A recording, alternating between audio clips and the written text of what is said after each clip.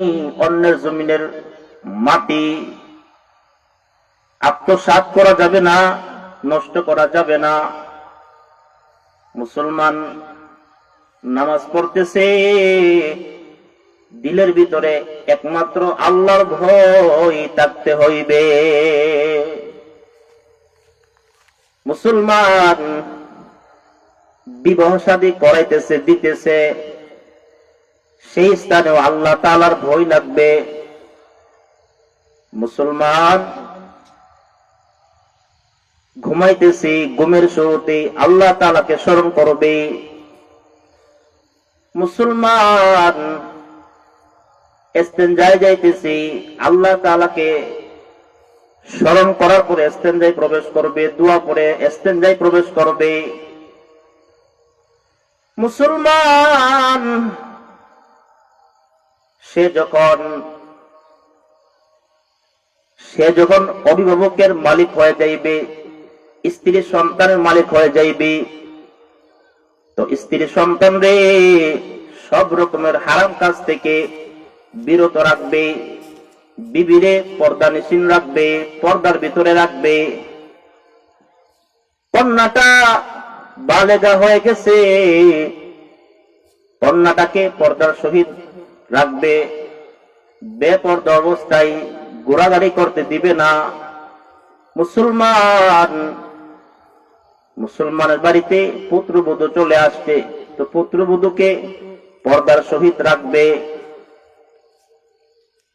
মুসলমানের সন্তান যখন বড় হয়ে যায়, তো সেই মুসলমান সন্তানদের মেয়েকে পরিবারের সবাই রে গুনাহমুক্ত জিন্দেগি অবস্থায় রাখতে হইবে। আল্লাহ বলেন, ইয়া আইয়ুহাল্লাযীনা আমানুত্তাকুল্লাহ ওয়া কুনু মা'আস সাদিকিন। ইয়া আইয়ুহাল্লাযীনা আমানু কু আনফুসাকুম ওয়া আহলিকুম নারা। নিজে জাহান্নামের আগুন থেকে বাঁচো, পরিবার পরিজন যারা আছে তাদেরকেও কি করো, জাহান্নামের আগুন থেকে বাঁচাও। নামাজে আমি চলে আসলাম, বিবি দেখে বলবো নামাজে দাঁড়াইয়া যাও। মসজিদের দিকে আসতেছি, সন্তান নামাজের উপযুক্ত হয়ে গেছে, নামাজ দ্বারা নিয়ে আসি। মেয়েকে বলি, মা নামাজটা ঘরের ভিতরে আদায় করে নাও। আর শুধু আমি একা নামাজ পড়তেছি, নামাজের দাওয়াত কাউরে দেই না, সন্তানদের বলি না, বিবিকেও বলি না। তাহলে আপনি শুধু আপনার দায়িত্ব, ফরজ দায়িত্ব আদায় করলেন, আপনার জন্য তো আরো দায়িত্ব আছে, ছেলে মেয়েগুলার কি বানানো, দিনদার বানানো। এই যে তাকওয়া ইসলামী সংগঠন, কত বড় তাকওয়া একটা গুরুত্বপূর্ণ জিনিস। তাকওয়া না থাকলে তো বান্দার সম্পর্ক আল্লাহ তাআলার সঙ্গে হইবে না। তাকওয়া না থাকলে, গুনাহ বর্জনের জিন্দেগি না থাকলে বান্দা কামেল মুমিন হইবে না। এই জন্যই তো সমস্ত নবী আলাইহিমুস সালামগণ সর্বোচ্চ কি ছিলেন, মুত্তাকি, পরহেজগার ছিলেন। এই জন্যই সমস্ত নবী আলাইহিমুস সালামগণ নিষ্পাপ ছিলেন, মাসুম ছিলেন। কোন নবী জিন্দেগিতে কোন ধরনের গুনার কাজ করে নাই। তাহলে আপনি আমি যখন জিন্দেগি করতেছি, তো তাকওয়ার জিন্দেগি করি, হারাম বর্জন করি, হারাম ভক্ষণ করব না, হারাম পোশাক পরিধান করব না, নিজেও হারাম খাইব না, সন্তানগুলাকেও হারাম খাদ্য খাওয়াইব না। কারণ আল্লাহ নবী বলেন, যে দেহের গোশত এবং রক্ত হারাম দ্বারা লালিত পালিত হয়েছে, সরকারে দো আলম নবী বলেন, এই দেহওয়ালা জাহান্নামে যাওয়াই সর্বোচ্চ উপযুক্ত। হারাম দ্বারা দেহ লালিত পালিত হইলে দেহ কোথায় যাইবে? জাহান্নামে যাইবে। আপনার আমার ভিতরে তাকওয়া নাই, আল্লাহর ভয় নাই।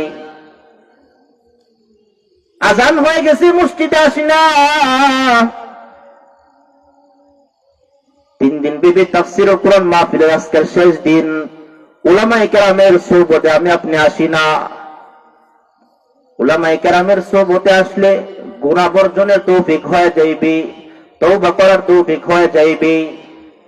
নিজের অতীত গুনাহের উপর ঘৃণা চলে আসবে। এই জন্য আল্লাহ তাআলা সূরা তাওবার 119 নম্বর আয়াতে বলেন, ইয়া আইয়ুহাল্লাযীনা আমানুত্তাকুল্লাহ ওয়া কুনু মা'আস সাদিকিন। গুনাহ বর্জন করে কি গো? সৎ লোকদের সঙ্গ অবলম্বন করো। তাহলে তাকওয়া ভাই গুরুত্বপূর্ণ জিনিস। গুনাহ বর্জন জিন্দেগি, গুনাহ গুরুত্বপূর্ণ জিনিস। আমি আপনি হারাম খাইতেছি, আমাদের বুক কাঁপে না। অন্যের উপর জুলুম করতেছি, আপনার আমার কলিজা কাঁপে না, বুক কাঁপে না।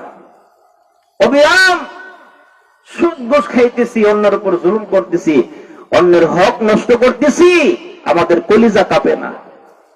কারণ দিলের ভিতরে আল্লাহর ভয় নাই, কলবে আল্লাহর ভয় নাই। জিন্দেগি ভর পাপাচার করতে করতে দিল থেকে আল্লাহর ভয় চলে গেছে, আল্লাহর মহব্বত চলে গেছে। হযরত আদহাম রাহমাতুল্লাহি আলাইহি বহুত বড় আল্লাহ তাআলার একজন ওলিয়ে কামিল ছিলেন। হযরত আদহাম রাহমাতুল্লাহি আলাইহি একদিন সাগরের পানি দিয়ে, সাগরের পার দিয়ে উনি হাঁটতেছেন। হঠাৎ করে দেখলেন সাগরের পানির স্রোত দিয়ে একটা ফল ভাসে যাইতেছে। 3 দিন ধরে ইমাম আদহাম রাহমাতুল্লাহি আলাইহি কোনো কিছু খান নাই, ক্ষুধার যন্ত্রণায় পানি দিয়ে ভেসে যাওয়া ফলটা মালিকের অনুমতি ছাড়াই তিনি ভক্ষণ করে ফেললে। 3 দিন ধরে খাবার নাই। ওলি ছিল তো, কামেল ওলি ছিল। 3 দিন ধরে খাবার নাই। পানিটা ফল ভাসে যেতেছে, উনি কি করছেন? ফলের মালিকের অনুমতি চাই, অনুমতি ব্যতীত কি করলেন? ফলটা ভক্ষণ করে ফেললেন। ওলি আল্লাহ, বুজুর্গ মানুষ। ফল ভক্ষণ করার পরে ওনার হুঁশ ফিরল, হায়রে কি করলাম, কার গাছের ফল খাইলাম? এই ফলটা নিশ্চয়ই কোন এক বাগানের মালিক তো আছে, আমি কার গাছের ফল খাইলাম? আফসোস করতেছে। আমি আপনি ফল বাসে যাইব, পরে দেখবো গাছ তুইটা কি করে লেখায় নাই, কোনদিন কি করি না, শরম করি না, আফসোস করি না, বই নাই। যদি আমাদের দিলের ভিতরে আল্লাহর বই থাকতো, তাহলে গাছের মধ্যে গাছের ফল মাটিতে বিছানো থাকলেও কি করতাম না, ফিরে তাকাইতাম না, খাইবো তো দূরের কথা। মেরে মুহতারাম ভাই, দোস্ত বুজুর্গ, কিন্তু আদহাম রাহমাতুল্লাহি আলাইহি 3 দিন ধরে কোনো কিছু খায় নাই। পানি দিয়ে ভেসে যাওয়া ফলটা খাওয়ার পরে ওনার হুঁশ আসলো, কাজটা কি করলাম, কার গাছের ফল ভক্ষণ করলাম? অনুমতির প্রয়োজন। অনুমতি ছাড়া একটা ফল খাইলাম। হাসরের ময়দানে যদি একটা ফলের বিনিময়ে আমার সব নেকি দিয়ে দিতে হয়, তাহলে বিনা নেকি অবস্থায় আল্লাহর সামনে আমি কোন মুখ নিয়ে দাঁড়াইব? ওলি বুজুর্গরা নিজেদের আমলকে সদা সর্বদা সংরক্ষণ করার চিন্তায় থাকতেন। কম আমল করতেন, কিন্তু ভাবতেন আমার আমল যেন কোনো প্রকার কি নষ্ট না হয়। আদহাম রাহমাতুল্লাহি আলাইহি আখিরাতের চিন্তা ওনার চলে আসলো, কবরের চিন্তা চলে আসলো, জাহান্নামের আগুনের চিন্তা চলে আসলো। কারণ জাহান্নাম এমন এক জায়গা যেখানে কোনো শান্তি নাই, কষ্টের কোনো শেষ নাই। জাহান্নামকে আল্লাহ বানাইছেন আগুন দ্বারা যন্ত্রণাদায়ক শাস্তি দ্বারা আল্লাহ তাআলা জাহান্নামকে বানাইছেন, জান্নাতকে বানাইছেন শান্তি দ্বারা, আরামায়েশের বস্তু দ্বারা। বেহেশত আজা কি আজারি নবাশত, বেহেশত আজা কি আজারি নবাশত, কাসেরা বে কাসে কারে নবাশত। जहन्नम आजा के अजारी बाशत, कसे राबे कसे कारे बाशत।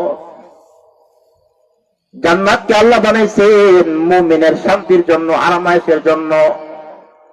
প্রত্যন্তরে জাহান্নামরে বানাইছেন কাফের, বেঈমান, মুশরিক, গুনাহগার মুমিনের শাস্তির জন্য আল্লাহ তাআলা জাহান্নাম বানাইছে।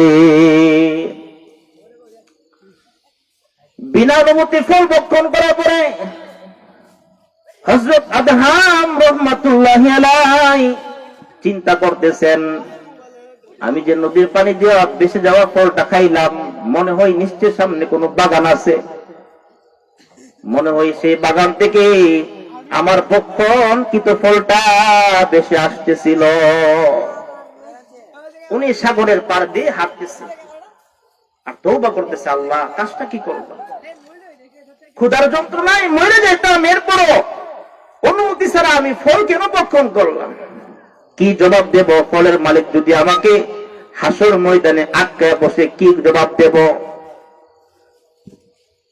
ভক্ষণকৃত ফলের দাবি চড়াইবার জন্য হযরত আদহাম রাহমাতুল্লাহ আলাইহি বহুদূর সাগরের পার দিয়ে উনি কি করতেছেন? সফর করতেছেন, হাঁটাহাঁটি করতেছেন, ধীরে ধীরে ইস্তেগফার করতেছেন। বহুদূর যাওয়ার পরে দেখলেন একটা বাগান, ফলের বাগান। ফলের বাগানের একটা গাছের ডালা সাগরের পানির উপর ঝুলে আছে। আদহাম রাহমাতুল্লাহ আলাইহি বুঝতে বাকি রইল না, আমি যে ফলটা খাইলাম নিশ্চয়ই এই ফলটাই এই বাগানের এই গাছের ডালের হবে, যেহেতু ডালটা শাখাটা কি আছে, ঝুলন্ত আছে।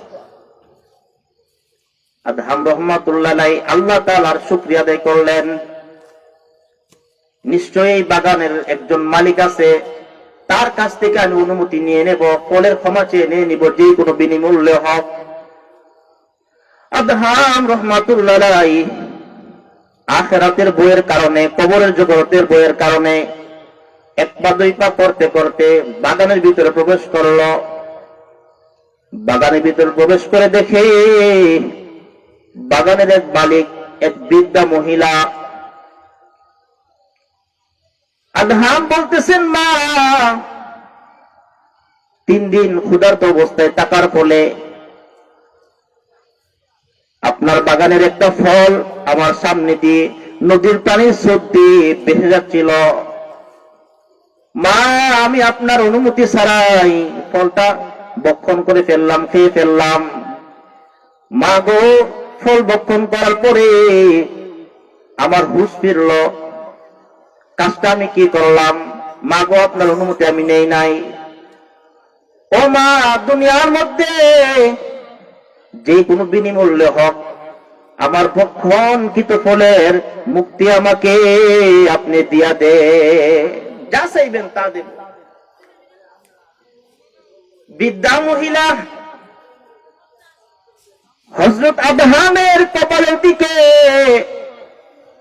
এক পলক তাকায় রয়েছে আর একটা দীর্ঘ নিঃশ্বাস ফেলছে। বলতেছে, বাবা আদহাম, জীবনে কত যুবক দেখলাম, জীবনে কত মানুষ দেখলাম, আমার মনে হইতেছে আমার সামনে যেন একটা জান্নাতি যুবক দাঁড়ায় আছে। আল্লাহর ভয়, ভিতরে আল্লাহর ভয় থাকলে সামান্য পরিমাণও কারো কি করবে না, নষ্ট করবে না। আমি আপনি আমাদের দিলের ভিতরে আল্লাহর ভয় নাই, এই জন্য 7 মার্ডার কইরাও কি নাই, কলবটা আমার কাঁপে না, বুকটা আমার কাঁপে না। জিনার সেঞ্চুরি করার পরও আপনার আমার দিলটা কাঁপে না, আল্লাহর ভয় নাই। এক বুজুর্গ দোয়ার দ্বারা কি করতেছেন, কিতাব লিখতেছেন, এক বারাটিয়া করে দোয়াতের কালি শেষ হয়ে গেছে। উনি ভাবতেছেন ঘরের মাটিটা একটু কাঁচা, সামান্য একটু নিয়ে নিলে আমার লেখাটা শেষ হয়ে যাইবে। পরক্ষণ আবার ভাবতেছে বাড়িওয়ালা আমাকে মাটি নিজস্ব কাজে ব্যবহার করার জন্য দেই নাই, ঘরের মধ্যে বাড়া থাকার জন্য আমাকে দিয়েছে। আল্লাহর বয়ে বুজুর্গ ঘরের কাদামাটি কালি হিসাবে ব্যবহার করেন নাই, লেখা শেষ করে ফেলছেন। ওই দিন রাত্রি বুজুর্গ স্বপ্নে দেখলেন কে যেন বলতেছে, ও আল্লাহর ওলি, যদি সামান্য পরিমাণ মাটি তুমি আজকে লেখার কাজে ব্যবহার করতা, তাহলে কাল হাসরের ময়দানে জাহান্নামে যাওয়ার জন্য তোমার এক সিমটি মাটি যথেষ্ট আছি।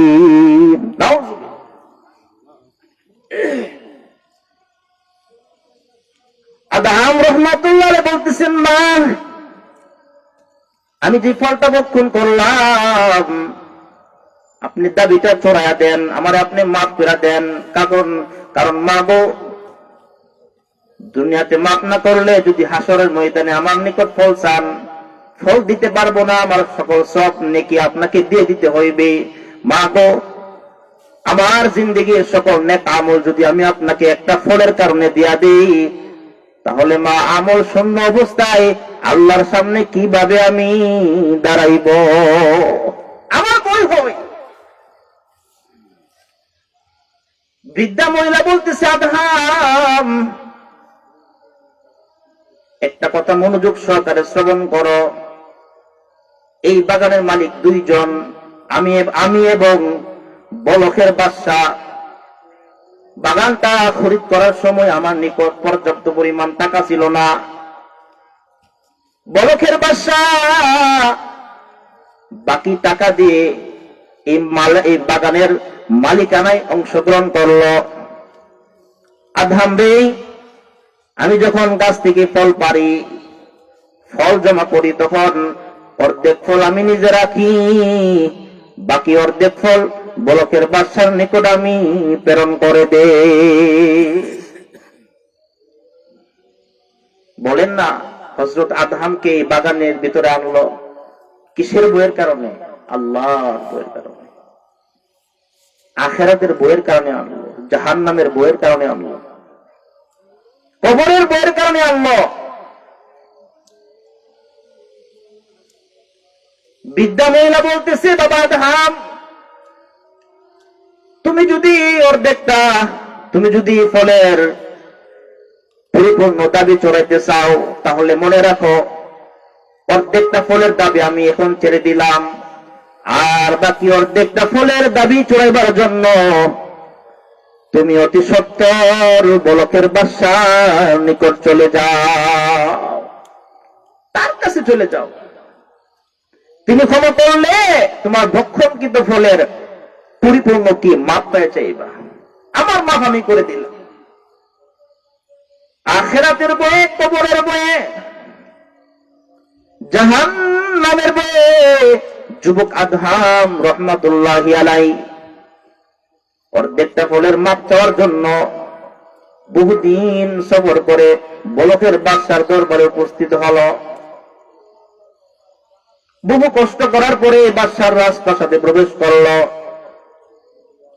বাদশাকে বলতেছে, বাদশা মহোদয়, আপনি এমন একটা বাগানের মালিক, ফল বাগানের মালিক, যার অর্ধেকটা হইল একজন বৃদ্ধা মহিলা, আর অর্ধেকটা মালিক হইলেন আপনি। বাবা আদম, কি হয়েছে, কি সমস্যা বলো? আদম রহমাতুল্লাহ বলতেছেন, ও বলকের বাদশা, 3 দিন ক্ষুধার্ত থাকা অবস্থায় পানি দিয়ে বেশি যাচ্ছিল একটা ফল, আমি অনুমতি ছাড়াই ভক্ষণ করে ফেললাম। ফল ভক্ষণ করার পরে আমার হুঁশ ফিরল, কাজটা আমি কি করলাম? অনুমতি ছাড়াই ফল ভক্ষণ করলাম। ও বাদশা, বহুদিন সফর করে সেই বাগানের ভিতর আমি পৌঁছলাম। অর্ধেকটা ফলের দাবি আমি সেই বৃদ্ধা মহিলার কাছ থেকে চোরাই আনলাম, আর বাকি অর্ধেকটা ফলের দাবি চোরাইবার জন্য আপনার শাহী প্রাসাদে আমি উপস্থিত হলাম।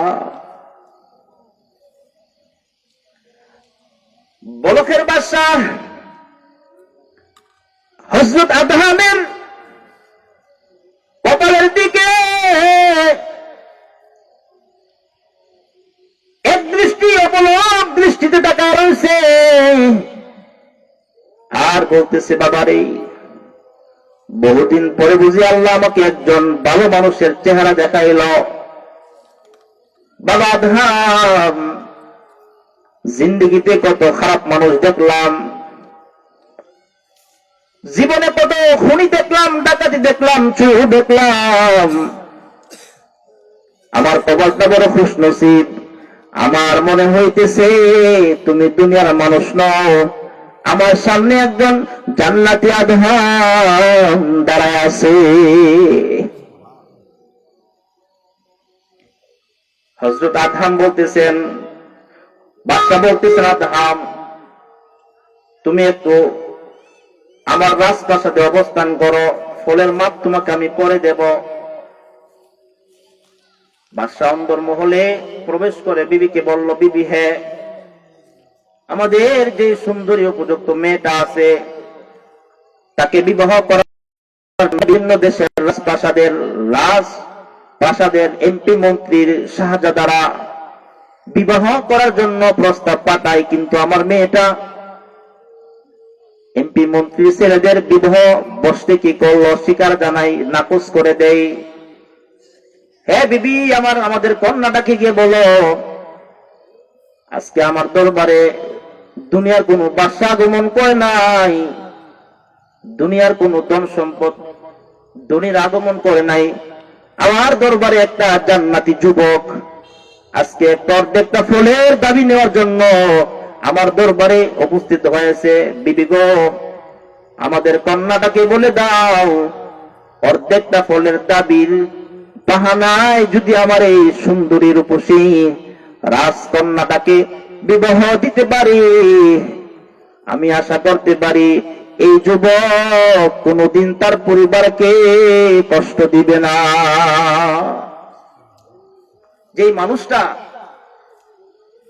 অর্ধেকটা ফুলের দাবি চড়াইবার জন্য এত মেহনত করতেছে, এত কষ্ট করতেছে, সে তার বিবিরে কষ্ট দিব, সে তার মেয়েরে কষ্ট দিব, সে কোনদিন আল্লাহর হক নষ্ট করব না। মানুষের হক নষ্ট করলেই নে কষ্ট হয়। বিবিরে গালিগালাজ করেন, ঠিক মতো বরণ পোষণ দেন না, এইগুলো তো আমার আপনার দায়িত্ব। মেয়েটাকে পর্দায় রাখা, ছেলেটাকে পর্দাশীল বানানো, নামাজি বানানো, এগুলি আমাদের দায়িত্ব, পুরুষদের দায়িত্ব। শুধু কামাই রোজগার করে খাওয়াইলাম, ছেলে মেয়ে কোন দিকে, আমি কোন দিকে খবর নাই, তাহলে এই ফ্যামিলিতে, এই পরিবারে কোনো শান্তি আসবে না, শান্তি আসবে না। শান্তি তো আল্লাহ রাখছেন দিনের মধ্যে, শান্তি রাখছেন নামাজের মধ্যে, পর্দার মধ্যে, হালাল খাবারের মধ্যে, হারাম থেকে বেঁচে থাকার মধ্যে। সারা দুনিয়ার মালিক হইল, যদি পরিবারের মধ্যে দিন না থাকে, অশান্তির কোনো কি থাকবে না, শেষ থাকবে না। আর যুক্তি করে দেখেন, চর্চাটার উপর বসবাস করেন, স্ত্রী সন্তানদেরকে নিয়ে থাকেন, কিন্তু মাশাআল্লাহ সব রকমের হারাম বর্জন করেন, গুনাহ বর্জন করেন, কন্যা বিবিরে কি রাখেন, পর্দাশীল রাখেন, কপালে হালাল যা জুটলো তাই খাইলেন। তাহলে হারাম বাদশাহীদের, হারাম মায়ের রাজপ্রাসাদে ঘুমাইলে যে শান্তি পাইত, আপনি হারাম বর্জন করার কারণে আপনার ভাঙ্গাচোরা ঘর, চটচটের উপর আপনি কি পাইবেন, সেই শান্তি পাইবেন। এই জন্য একজন আল্লাহর ওলি বলেন, চাটাই পর মিলেগা তখতে শাহী, চাটাই পর মিলেগা তখতে শাহী, আগার হাসিল করো ইশকে ইলাহি। ও ভাই, হযরত বেলাল রাদিয়াল্লাহু কি সম্পদশালী ছিল না? ইমানের ফলে হযরত বেলাল রাদিয়াল্লাহু গোলাম ছিলেন, দাস ছিলেন, কৃতদাস ছিলেন। কিন্তু কলবের ভিতরে ঈমান ছিল, দিলের ভিতরে আল্লাহর ভয় ছিল, হারাম বর্জন করছেন, নবীর সুহবত পাইছেন। এই জন্য আল্লাহ নবী হযরত বেলাল রাদিয়াল্লাহু আনহুর পায়ের কদমের আওয়াজ আল্লাহ নবী মেরাজের রজনীতে জান্নাতে শুনতে পাইছে। সালমান ফারসি দানাত্ম ছিলেন না, ঈমান ছিল, আর আল্লাহ নবীর সুহবতে আসছে সালমান ফারসির দাম হয়ে গেছে। অপরিচিত লক্ষ্য করে দেখেন, কারণ অধিক পরিমাণের সম্পদশালী ছিল কিন্তু দিন ছিল না। পয়গম্বর মুসা আলাইহিস সালামের উপরে ঈমান আনে নাই। এই জন্য কিয়ামত পর্যন্ত দুনিয়ার সব মুমিন কারণের উপর অভিশাপ দিতে থাকবে। এই জন্য সম্পদ হইলে কি নাই, শান্তি নাই। শান্তি আল্লাহ পাক দিনের মধ্যে রাখছে। কত গরিব মুমিনরা আল্লাহওয়ালারা নিশি রজনীতে তাহাজ্জুদ নামাজ পড়ে দোয়া করে, আল্লাহ আই খুদাই বান্দারা রুসওয়া মাকুন, আই খুদাই বান্দারা রুসওয়া মাকুন, গর্বদম্মান সিরমান পয়দা মাকুন, গরমুরাই বারে সাত্তারি কুনি, তওবা কারদাম মানজহার না কারদানি। মুমিন হইছি ভাই, দামি নবী পাইছি, দামি দিন পাইছি, দামি ধর্ম পাইছি, কিন্তু দিলের ভিতরে আজবত নাই, মহব্বত নাই।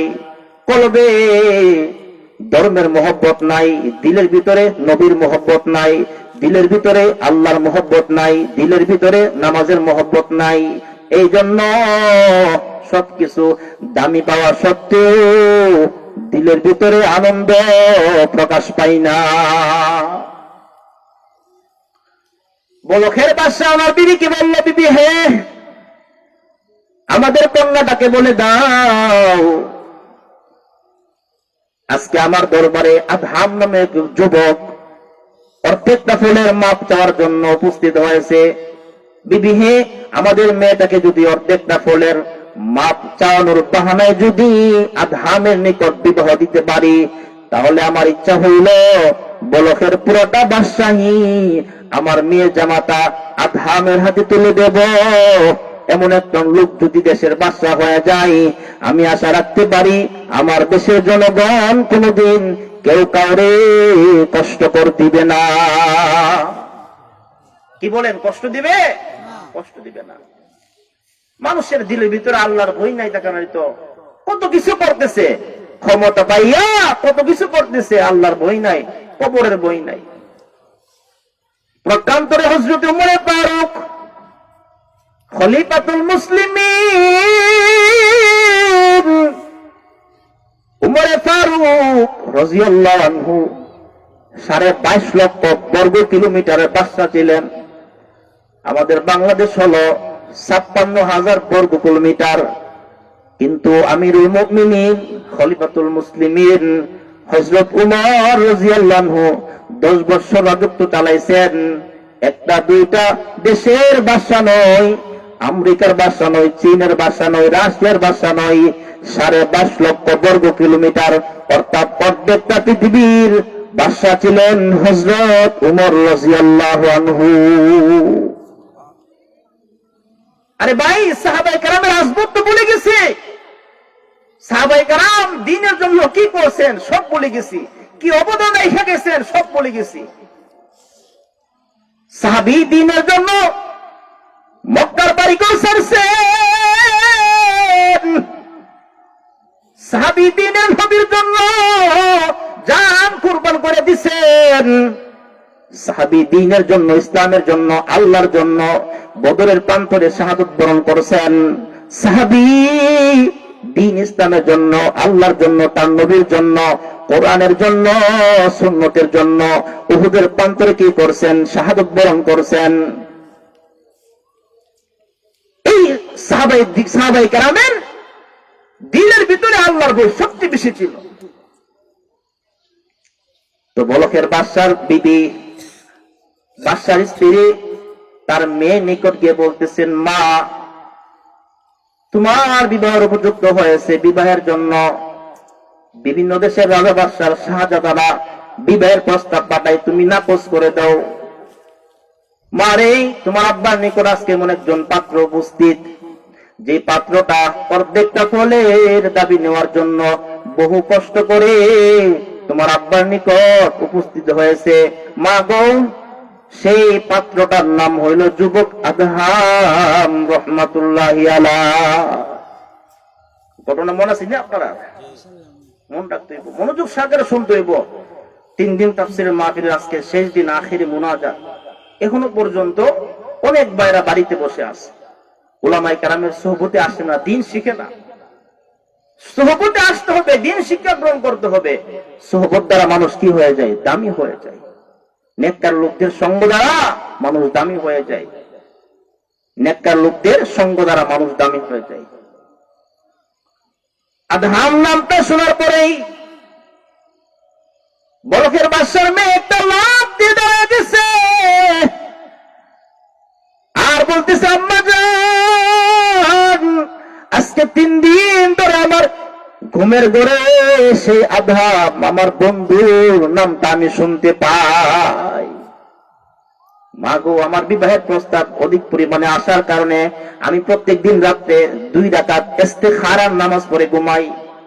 ইস্তিখারা বলা হয়, সামনে কোনো কঠিন কাজ আসলো, সন্তানটা বিদেশ যাবে অথবা বিদেশ থেকে বাড়িতে আসবে, মেয়েটার বিবাহের প্রস্তাব বিভিন্ন স্থান থেকে আসলো, ছেলেটার বিবাহের প্রস্তাব বিভিন্ন দেশ থেকে আসলো, বিভিন্ন স্থান থেকে আসলো, অথবা আমি একটা ব্যবসা বাণিজ্য দেব, অথবা আমি আগামীকাল অমুক জায়গায় সফর করব। এমন একটা কঠিন